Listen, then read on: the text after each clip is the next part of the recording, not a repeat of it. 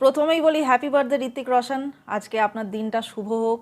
আজকের দিনটা আপনি খুব আনন্দের সাথে কাটান, আপনার প্রিয়জনদের সাথে খুব খুশিতে কাটান। ছাগল, আজকে ঋত্বিকের জন্মদিন নয়। আজকে উইশ করছিস কেন? ঋত্বিকের জন্মদিন তো 10ই জানুয়ারি।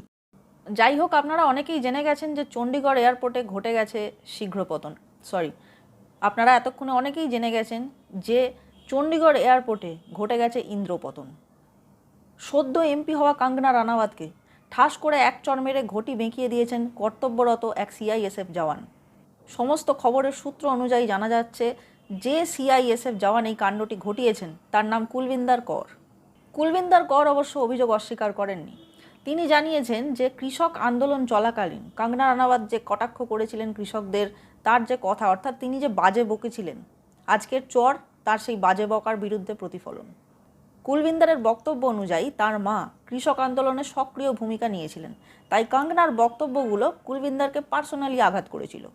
অর্থাৎ তার ব্যক্তিগত ক্রোধেরই প্রতিফলন ঘটে চণ্ডীগড় এয়ারপোর্টে। সময় যত এগিয়েছে আমরা খবরের মাধ্যমে জানতে পেরেছি যে সিকিউরিটি চেকের সময় এয়ারপোর্টে যে নির্দিষ্ট ট্রেটাতে মোবাইল রাখতে হয়, কঙ্গনা সেই ট্রেতে নিজের মোবাইলটা রাখতে অস্বীকার করেন এবং এই মোবাইল রাখা নিয়ে বচসার শুরু। খবরে এটাও জানা যাচ্ছে যে প্রথমে কঙ্গনা ধাক্কা দিয়েছিলেন সিআইএসএফ জওয়ান কুলবিন্দারকে। সত্যি মিথ্যে জানি না, এগুলো সব খবর থেকেই জানতে পারছি।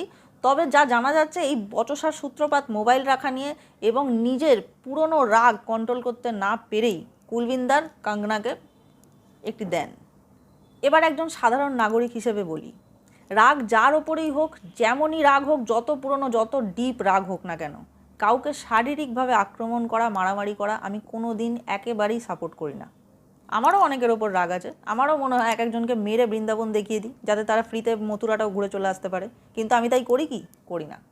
ঠিক তেমনই সমর্থন করি না একটা শান্তিপূর্ণ অবস্থান আন্দোলনকে উগ্রপন্থা বলে দাগিয়ে দেওয়াকে, ঠিক যেটা কঙ্গনা করেছিলেন। বলেছিলেন আন্দোলনকারীরা সব 100 টাকায় বসতে চাওয়া লোকজন।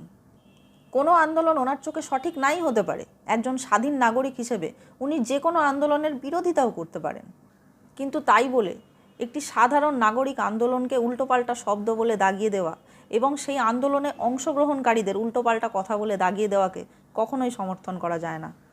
আমাদের রাজ্যে দীর্ঘ দিন ধরে এসএসসি পরীক্ষায় সঠিক নিয়োগের দাবিতে প্রায় 1000 দিনের ওপর হয়ে গেল বহু যুবক যুবতী ধর্ণা আন্দোলন করছেন।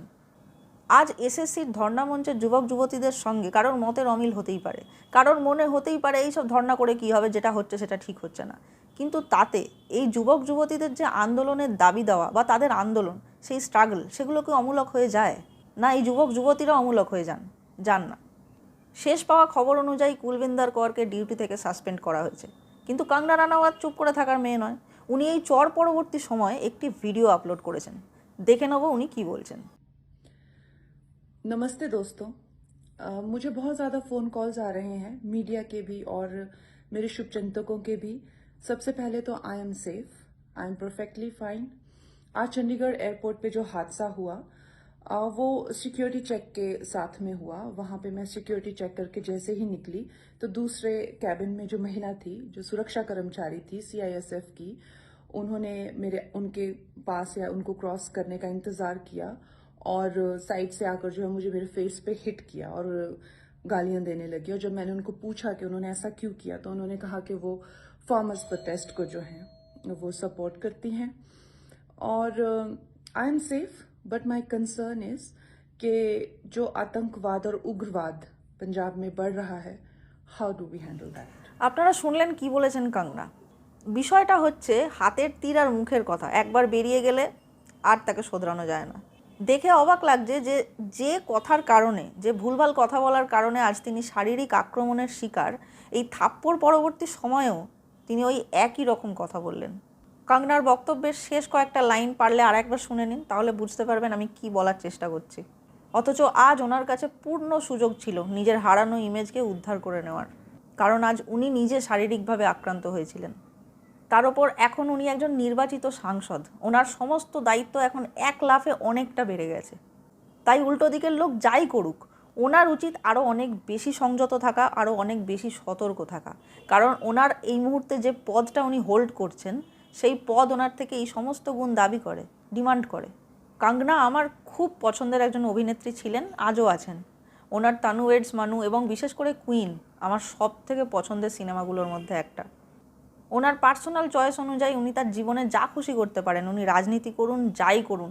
কিন্তু আমি একজন সাধারণ দর্শক এবং ওনার অ্যাডমায়ারার হিসেবে বলবো, অভিনয়টাও যেন কাঙ্গনা পুরো দমে চালিয়ে যান রাজনীতি করার পাশে, কারণ অভিনেত্রী কাঙ্গনা রানাওয়াতকে আমি অন্তত হারাতে চাই না। আপনারা কি মনে করছেন এই ঘটনাগুলো নিয়ে, এই ঘটনা চক্রের, এই ঘটনার প্রবাহ নিয়ে, সেটা কমেন্টে জানাতে পারেন এবং প্লিজ আমার চ্যানেলটা সাবস্ক্রাইব করবেন। এটুকুই আমার দাবি আপনাদের থেকে, আমার চাওয়া, অনুরোধ যাই বলুন। আর ভিডিওটা লাইক করতে একেবারে ভুলবেন না। খুব তাড়াতাড়ি ফিরবো নতুন আরেকটা ভিডিও নিয়ে, ততক্ষণের জন্য টাটা।